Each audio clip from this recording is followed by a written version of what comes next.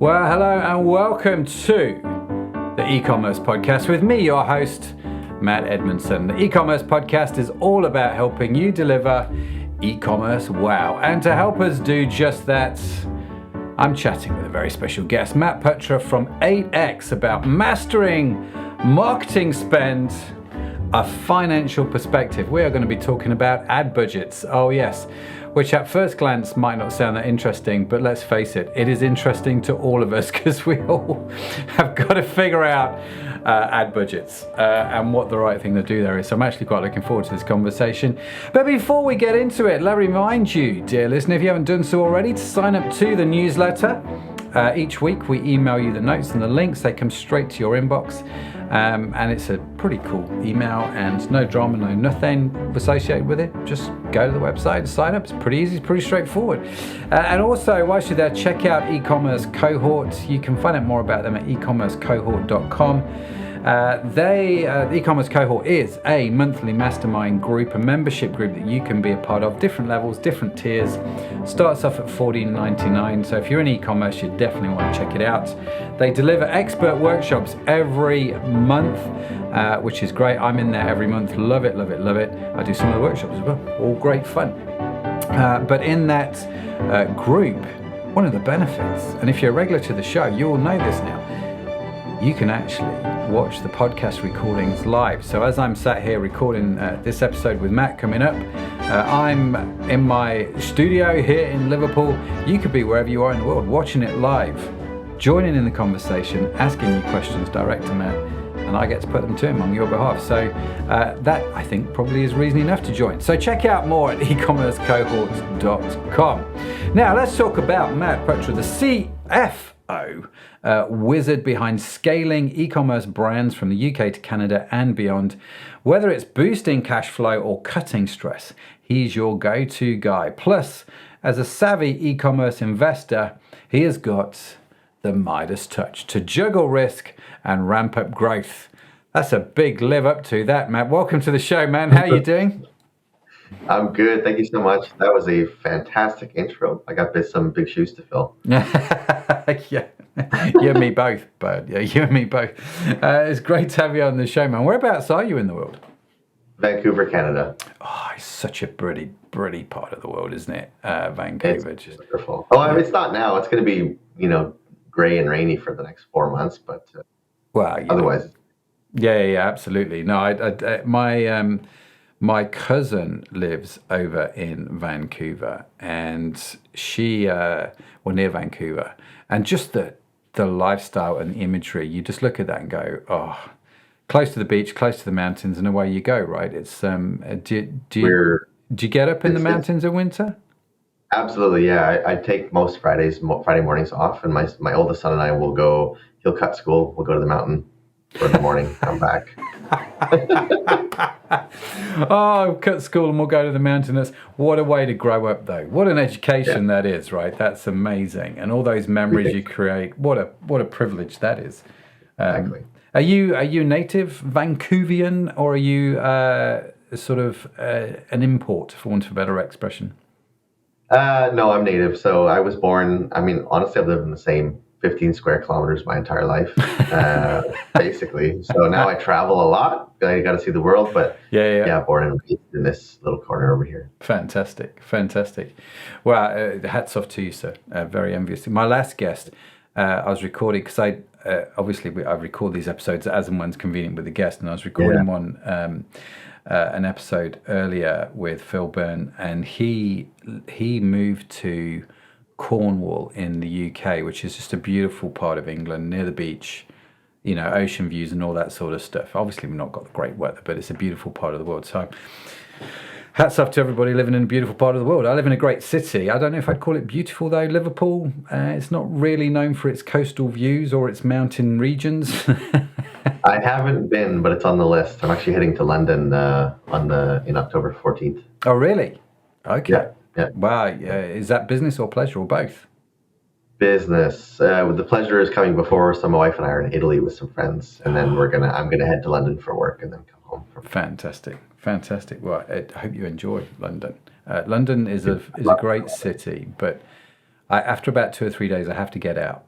It's a great city for a few days, and then I'm just like, I'm done. I'm done with London. I don't know why that is. I have some great friends there, and it's great whenever I go down and go stay with them and just hang out. But yeah, after about 2 or 3 days, I just thought, I need to get out. Don't know what it is. Strange, but true. It's all down to me. Maybe, I don't know. So 8X, what does 8X do, and what keeps you busy in Canada when you're not on the mountains? Yeah, so 8X is a fractional CFO firm. So we do bookkeeping and CFO services. So basically, we can take over someone's finance stack for their company. Okay. We do this for mostly e-commerce companies. We have 25 clients around the world, and ranging in size from 2 million revenue a year to 80 million, 85, 100 million actually, I guess. And our job is to help you get to where you're going with more cash and less stress. So that takes the form of managing marketing spend, helping you figure out margins, scenario analysis, even down to contract review and negotiation with some vendors. We can help with all of it. Oh, wow. So like a done-for-you finance department, which is, exactly. Is great. So just to be clear, if you don't know, ladies and gentlemen, CFO stands for? Chief Financial Officer. Yeah, which is different to this. When I was reading your bio, I almost said CEO because that's what everybody calls themselves when they come on the show. You're right. That makes sense. Yeah. CFO. CFO, one further down the alphabet. But perhaps one would argue one of the most important roles in any organization, the chap that looks after the money and makes sure that the boat's still floating, right? And we're not sinking. Yeah, and I would say that if you get someone that's business minded, it's even better because you can have a CFO that's an accountant, and so they're risk averse and trying to manage everything, and that's needed. But if you can have someone that can business partner and do the accountant thing, it's a double whammy because you're going to get someone that can understand where to take risk, where to help you take risk, and then also control it. Right? Yeah, that's super important. I love that, Matt. You've just reminded me of a story from years ago. I was asked by the UK government to mentor and coach businesses from a digital viewpoint, right? And there was a season whereby they would in effect pay your consulting fee, so it didn't cost anything for the firm to get. I think they may have had to put a little bit of money just because they realized, as long as there's a little bit of skin in the game, they're more likely to respect it. And so I said, sure, this sounds great. The government's paying my fee. I get to help small businesses who ordinarily wouldn't be able to afford the big crazy fees that we would charge. And so it was a great thing to do. And I thought, I'm loving this. And I had to go do like a half a day's training seminar thing with the government as a result. And they laid it on. And in this room was like 20, 30 other people, all like me, all raring to go to help the small business, get established and stuff. And I went around the room and I said, can I ask you a question? What do you do? And all of them were either ex-accountants or ex-bankers looking to get into, they were looking to get into management consulting and business consulting. And this was one of those ways, and they'd somehow got onto this scheme.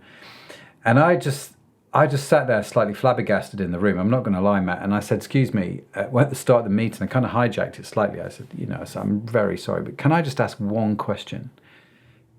Can you please raise your hand if anybody in this room has actually run their own small business before? Don't ask them that. That's not fair.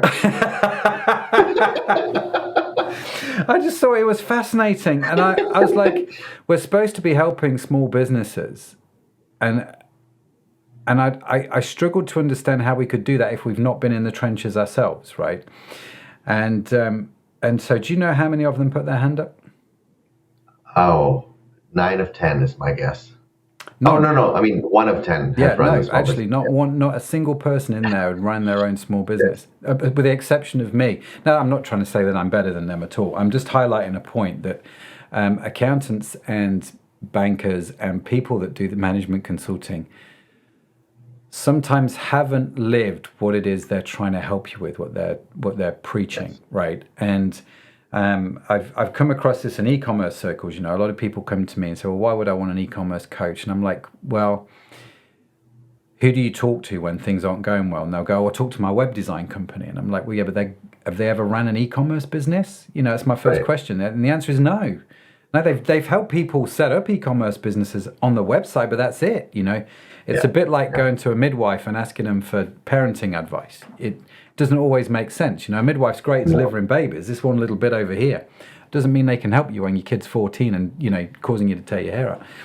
And so I'm a big fan of this. Sorry, Matt, this is a very long-winded way of me saying. No, I don't mind. I'm a really big fan of this idea that your financial advisor, the CFO person has got to understand what it is to actually run a business and be involved in business. And so important. So well done for mentioning that. I thought that was cracking. Of course. So speaking of being a CFO, I'm just noticing the artwork on the walls behind you. That's right. Yeah. That's the 4 kids right there. Yeah. This class artwork in your boardroom. You invested heavily in that, I can see.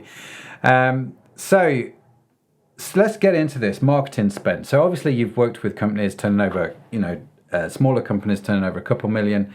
To large companies turning over 100 million. We've all got the same issues, marketing spend and mastering marketing spend. Let's jump into that. Where would we, let me ask you, what's the most common mistake you see people making here?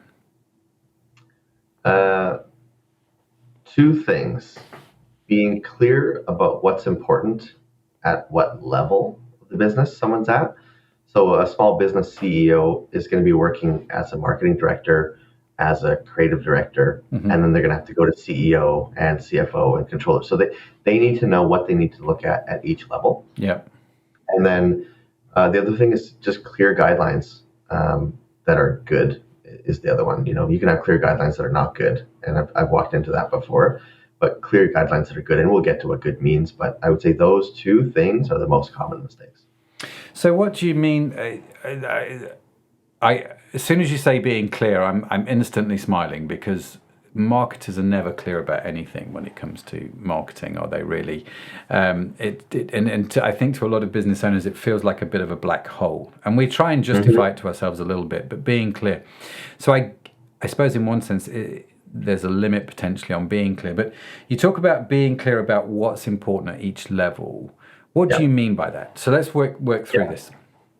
So let's start from the top down. The only thing a CEO and CFO cares about is blended ROAS, or the alternative MER, so marketing spend divided by revenue. Why? I get a lot of pushback on that, but it's true. As a CEO, CFO, you don't give a shit about anything else besides that number. The reason why is because it ties directly to your bottom line. Revenue, ad spend, bottom line. If you can manage the ratio, you can manage your bottom line. Okay. So from that perspective, blended ROAS or MER, that's the one.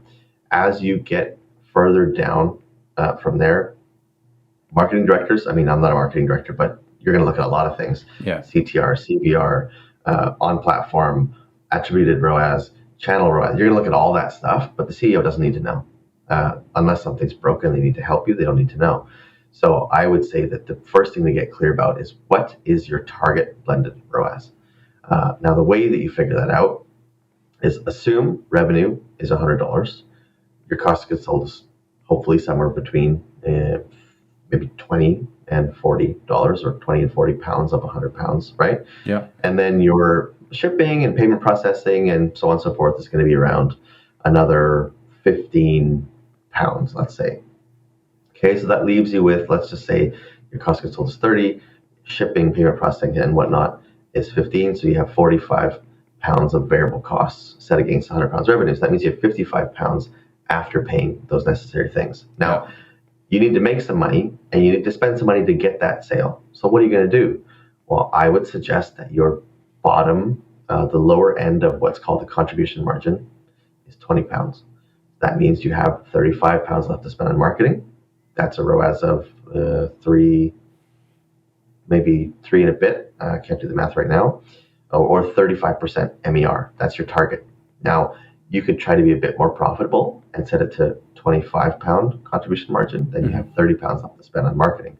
So that's really one of the first exercises that I do with anybody that I join is, what does that sort of stack look like? What do we need to target?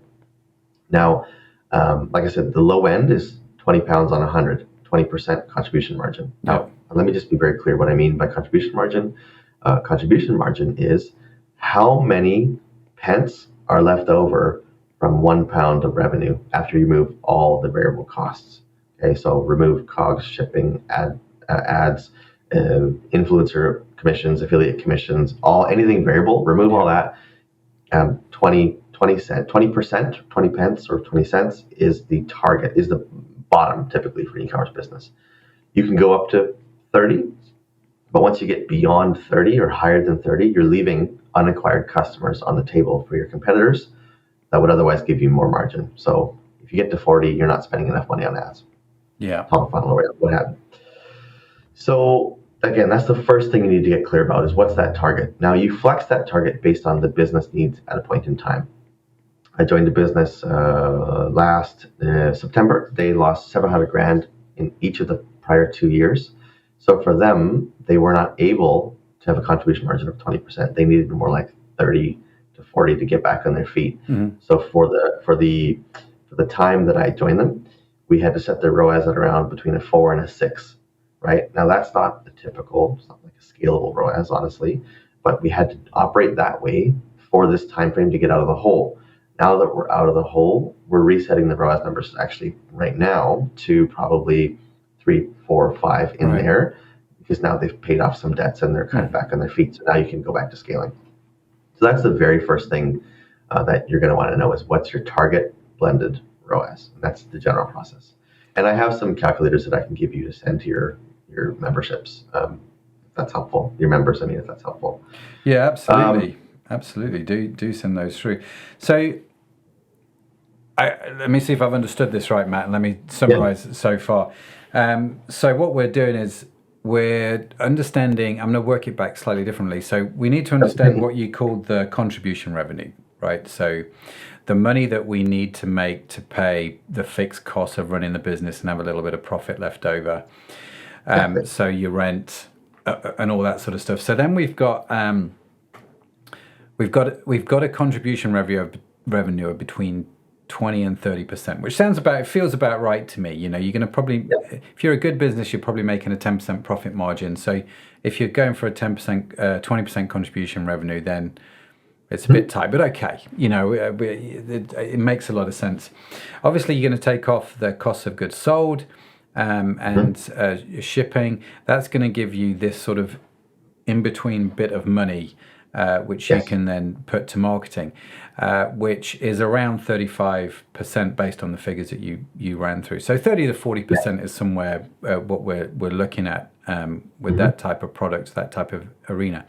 And I like what you said, if your contribution revenue is too big, your marketing spend then is too small, which means you're actually going to, while you in the short run feel like you're making more profit, you're not investing that profit into the business to go and get more customers to scale quicker, right?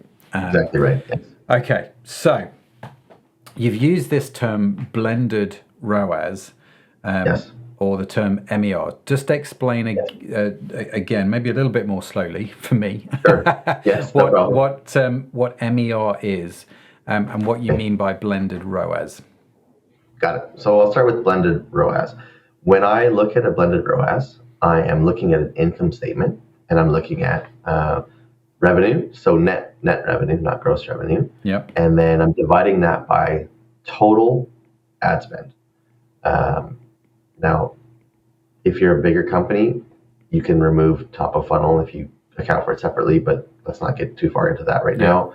So you're just dividing net revenue divided by total variable ad spend. That will give you a ratio, and typically, 3 to 1, 3.3, 4 is a good scalable number. I have a client running at 7 right now, which is awesome, but that's not common. MER, marketing efficiency ratio, is just really the inverse. So then you take your total ad spend, you divide it by your net revenue. Again, so that number should be anywhere from 25, I've seen it up to 40, 25 to 40%.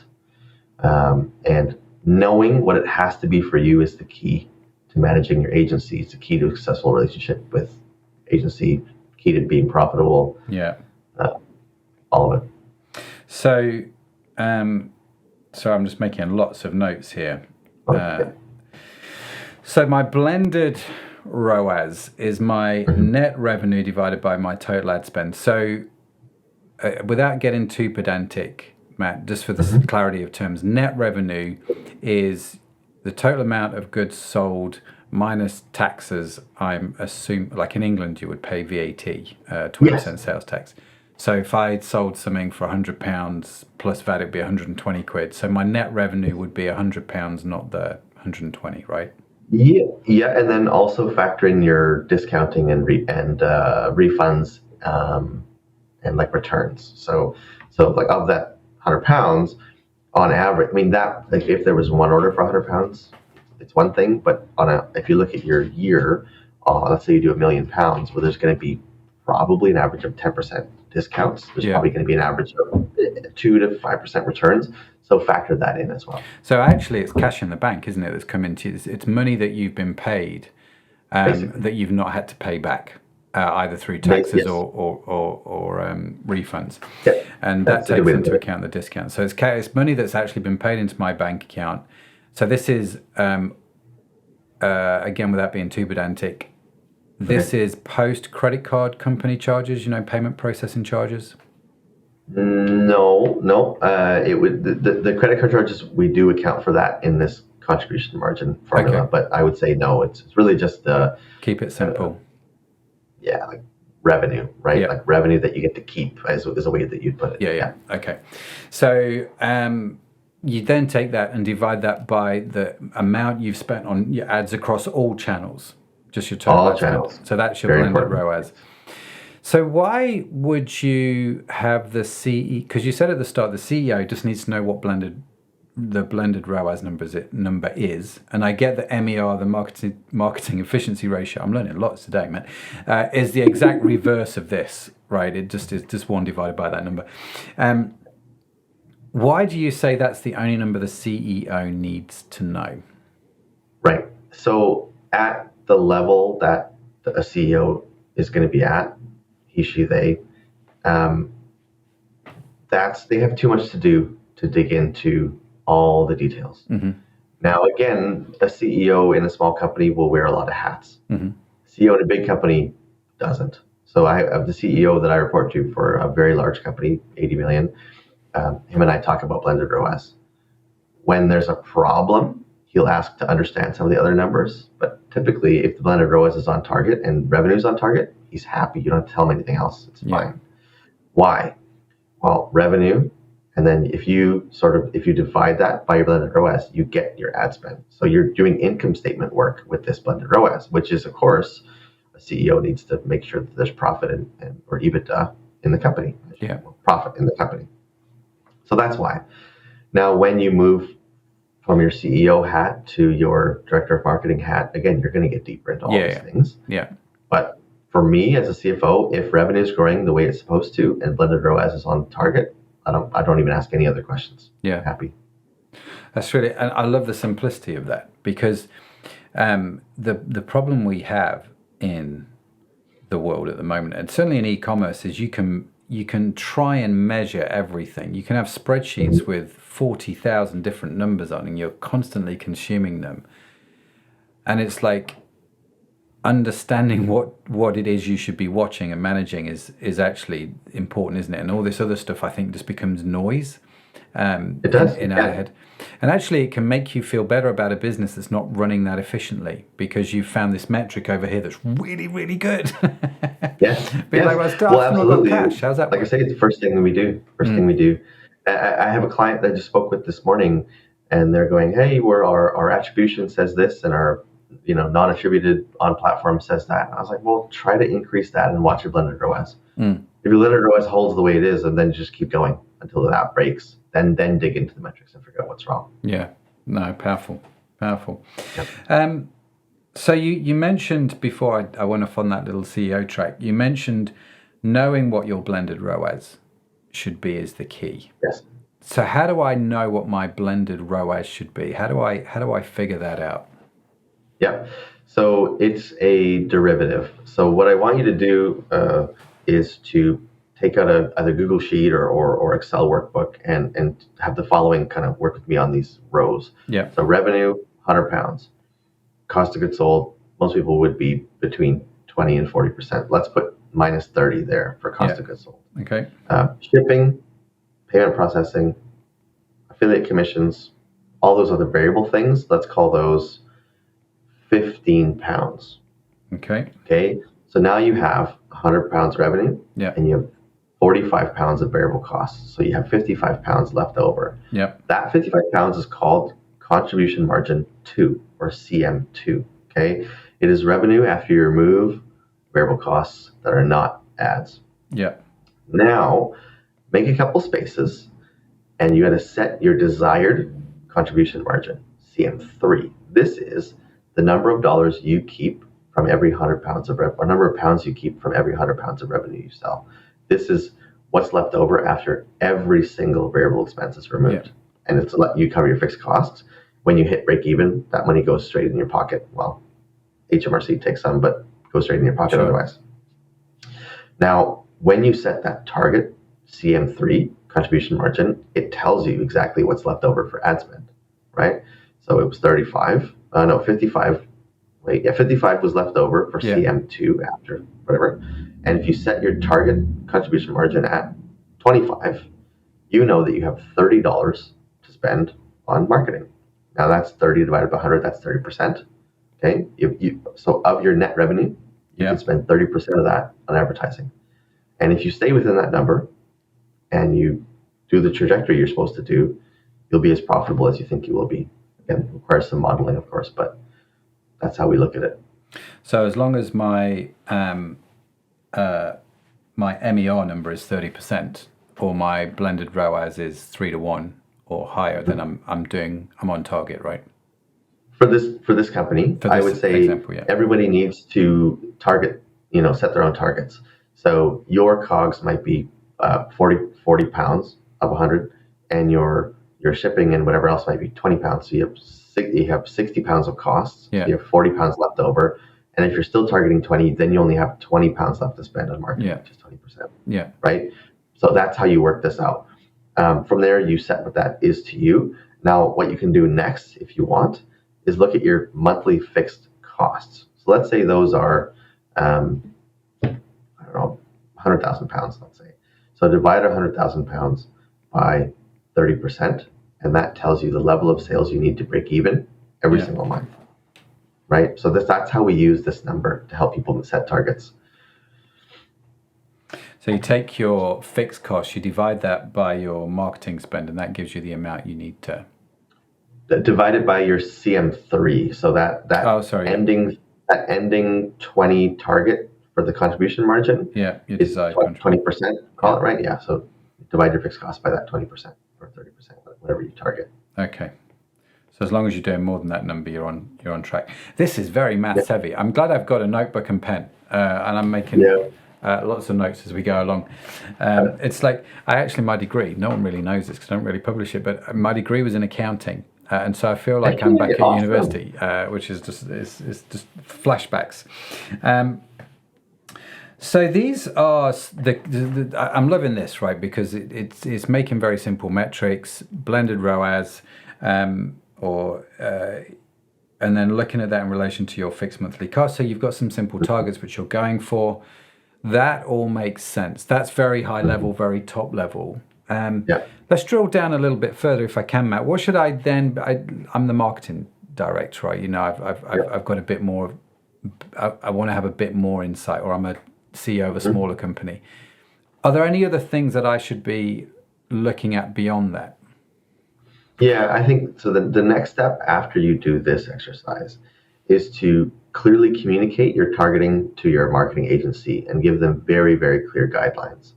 So the way that I approach this, and I do this for our clients, is we have sort of green, yellow, red lights on blended ROAS, and we expect agencies to be monitoring the blended ROAS, not their on-platform ROAS. Yeah. So what we tell them is if your blended target ROAS is 3.5, well then anything above 3.75, they get to spend as much money as they want. Yeah. Because they're above my target, right? Yeah. Between 3.75 and 3.5, that's a green light is above 3.75. Spend as much as you want, increase spend as much as you want because you're above the target, which means you're making more or exactly what I wanted to make on a margin basis. Yeah. If I'm between 3.75 to 3.5, that's the yellow light. So it's, communicate more often, weekly, daily, whatever you set with them. Don't ramp spend as aggressively and be monitoring the account more often as well because you're approaching our target. Now, if you break through the target and you're 3.4, that's red light. So stop increasing, start pulling back, and communicate with us regularly, daily, and pull back until the ROAS gets above our target again. Then it's yellow light where you can do slower increases. If you get back in the green zone, again, start increasing as much as you want. Yeah. Yeah, like we had, so for example, a client of mine, their agency was on the green light. For some reason, they pulled back, and that's just margin that we didn't get that month because for some reason they pulled back. So conversation has to be had, right? So the again, red, amber, green. Love this because we actually have red, amber, green post-it notes in our office because I'm a bit analog. So I'm a big fan of simplicity. Yeah, it's great.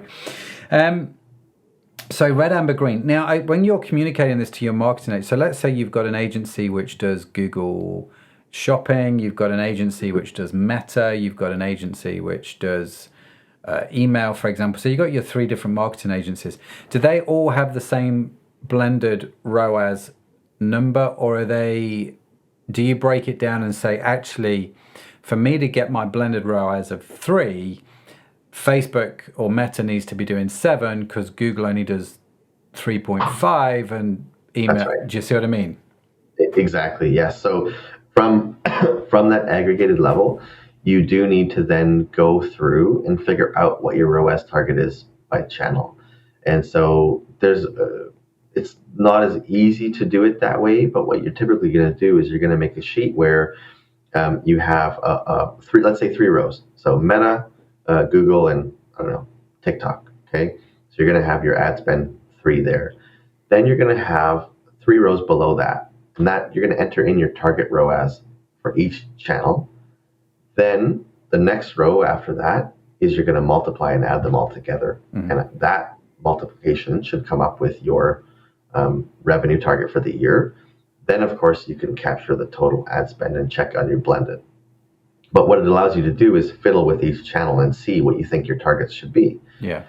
When you have 3 agencies, I have found it's hard. They don't do a great job of coordinating themselves around these red, amber, green. It does require a bit more internal support for them to manage them on this. I haven't seen it done well when there's multiple agencies. And so do know that if that's you'll have to assist in how they manage themselves, right? Of course, they can manage their channel ROAS target, but even that, they typically are able to. But again, they need to not be watching their on-platform ROAS. It's the channel blended. So how many dollars are you spending on Facebook? How many dollars are coming in from Facebook? If you have a tool, triple whale maybe, it's easier. Yeah. But someone's got to be watching the overall blended. Otherwise, nobody is. Yeah. That's interesting. And I'm intrigued. Let's dig a little bit deeper into the... you've not seen it work well when you're managing, say, it can be done when you're managing, say, 2 or 3 different individual agencies. So does it, in your experience, has it worked better when you're dealing with one marketing agency that manages multiple channels? Where it doesn't work is where you ask the agencies to self-manage the red, amber, greens when there's multiples, because they're going, well, I'm not looking at that, or I'm not capturing that, and so they're going, well, this guy spent whatever, and this girl spent whatever, and they're not doing a good job of looking holistically. When one agency is managing all the channels, it's easy, right? They're pulling the revenue, they're reporting their total spend, they can see the blended ROAS quite easily. The troubles that I've had is just where they're not going to go do the effort of pulling someone else's ad spend and revenue, right? Yeah. So that's it does an require internal a bit thing. more internal support. So whoever's, which is fine. I mean, that's your internal marketing director who manages those agencies. He has to track those numbers. Exactly. So then if I'm following this through, Matt, attribution becomes quite important. And I mean, we've always known that attribution was quite important. So the ability to connect a sale to a source. But what I'm understanding is attribution is becoming more and more complicated. And we had Neil Hoynes on the show a couple of weeks ago, who's the chief strategist at Google. Great guy, really interesting guy. I met him at Sub Summit, the show, and one of the things he talked about in his book Converted, which is a great book, by the way, I recommend everyone read it. He talked about how there was a lady who bought a pair of shoes, and this lady had 246 interactions with the company before she actually bought the shoes. Wow. So visiting the website, emails, social media, ads, retargeting ads across various different channels. And his basic comment was, what we don't know, even at Google, is where that sale occurred. So how do you attribute that, right? It's like, at what point did this lady decide, I'm now going to buy these shoes? And so I get now, because there are so many channels and so many interactions that people can have with companies before they buy. What are your rules and thinking then around attribution? I think you have to, after a certain size, you have to try.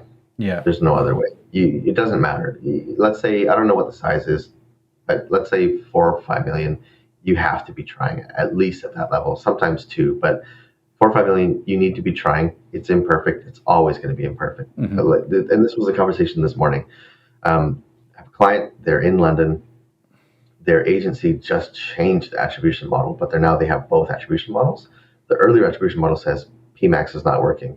The current attribution model says PMAX is ripping in a good way. And so then I'm like, well, spend more on PMAX. We're like, well, but the old model says it's not working. Well, what can you do? Try it and watch your blended ROAS. That's all you can do at this point.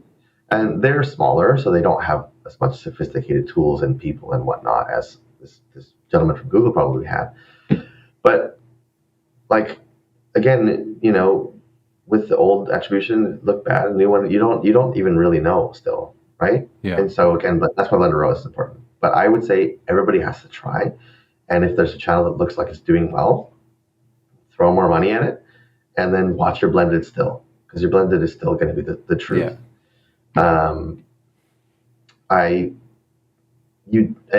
Tim, there's a guy named Tim Keane from Structured Marketing. He came up with a attribution model based off post-purchase surveys. So you should be trying that as well. And I think you can blend your attribution sources together, and you're going to make the best guess you can. And that's all you can do, as far as I can tell, with attribution today. Yeah. Yeah, it's one of those, isn't it?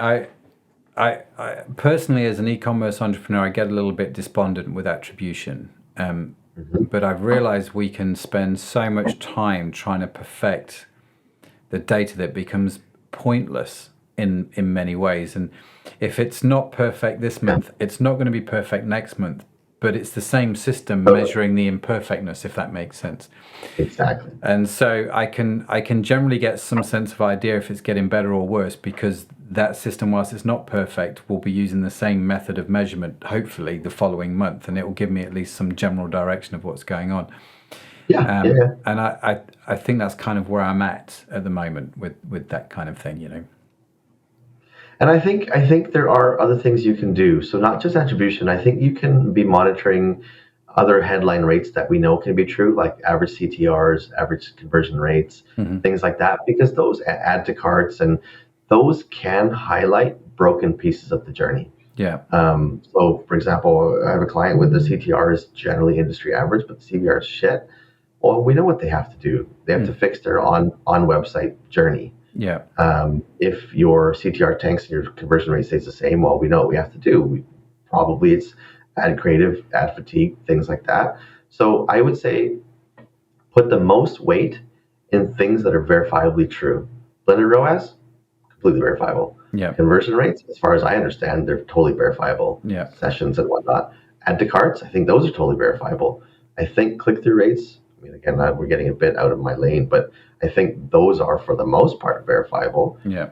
Or at least you can measure clicks to visits, So, but anyway, I would put the most weight in things that are very, very true.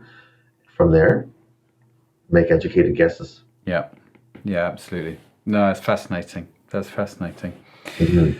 So, like I say, Matt, I'm learning a lot here, and I'm enjoying the conversation. I just like figures, really. Trying to Totally. figure it all out. It's quite fascinating. What about? I mean, these are all great. I run a multi-million-pound ecom business, so I'm kind of like, this is cool, that's cool. We can tweak this, and I'm thinking in my head as we're going through things. What about a guy that's just starting a business? He's sort of in the running his ecom business from his kitchen, as I like to call him, the kitchen table entrepreneur. What are these things should he be thinking about, or she, or they? What should be going through their mind as they're listening to this? Because I think it would be easy to listen to this and go, this is not for me because I'm not running 2 million or more, right? Whereas I don't think that's the right answer. So I'm just making a point of highlighting it. I would say, I won't. Number one, contribution margin. You have to know what you can possibly recover after you remove all your variable costs from pound of revenue. How many pence are left over? You have to know. And you have to set a target. And you have to learn that as quick as you can. Then, and contribution margin as it relates to blended ROAS, we talked about how those relate. So know how that stack is calculated. Know how it relates to your fixed cost and your break even. For someone starting, that's probably the very first thing financially that they need to know. From there, get a bookkeeper that'll keep your books in order, and then just look at the shit all the time and verify that. Because all these things are income statement metrics, so they're the source of truth about what your business is actually doing. You can verify your sort of calculated stack of numbers, and you can match that against, are the books looking that way month to month? For me, on a financial, for an early stage company, that's the only thing you need to worry about financially. Yeah. Obviously, you have to figure out how to get people to look at your product and buy it, but it's a different thing. Yeah, I mean that's the other side of the equation, isn't it? But it's just understanding what the right things to monitor and measure are, and I think it's an important thing. And I think it's a good habit to get into from the early, because I think you're so busy sometimes when you're setting up a business, you don't think about half of these things. But actually, being on top of your financial data, I think, is one of the keys to long-term business success. You've got to know, beyond just looking at your bank statement, how well you're doing, as a company. Yeah, really. 100%. Well, these metrics will sort of help you telegraph what the bank's going to do, right? Your contribution margin is very related to what's going to be in your bank at a future point. So if you don't do that right, you're going to fuck up your bank account, right? So, excuse my language. But these things are very, very related to what your bank will do. Yeah, absolutely.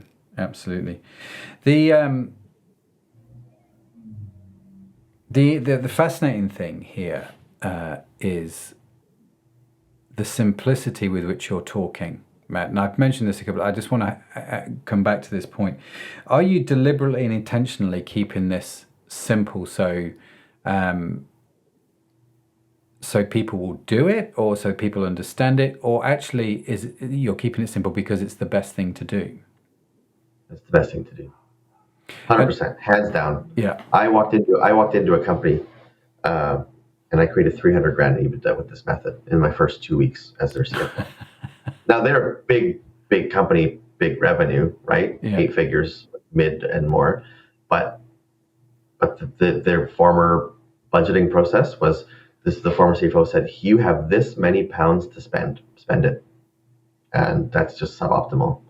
Because what happened in November for them actually is they spent the number of pounds the CFO said, and they left a shit ton of money on the table, probably $1 million of revenue on the table because they weren't watching. Their blended ROAS spiked to 6 or whatever the number was, and if you spent it at 4, your ROAS was 4, you would have captured $1 million, possibly $2 million more dollars of revenue, and probably $400,000 of contribution margin, which would have dropped straight to the bottom line. Wow. So this is the best method at the CEO, CFO level. Yeah. And is this something that we would be looking at weekly, daily, monthly? Good hourly? point. Good question. Nobody asked me that. Good question. month to date is the ideal. So you watch, I track it for a number of people daily. I use Triple Whale or internal tracking mechanisms, whatever. Watch it daily. Don't freak out if your blended ROAS dips on a day. Don't worry about that. But you want your month, you want to end the month at your target blended ROAS and your target contribution margin. If you do that, it doesn't really matter what happens week to week. Now, obviously, if you're in a very tight spot, you have to be careful week to week, day to day. Yeah. But if you have a decent amount of cash reserves or access to liquidity, monthly is better because you'll make suboptimal decisions if you shorten the time frame too much. Okay. Like Very panic good. Day to day. Yeah. Yeah. And it's, do you notice, I'm just thinking of trends here because I can watch this on a daily basis. I'm monitoring my month to date, but I mean, currently at the time of recording this is October. Next month is the crazy month, with leading up for Black Friday.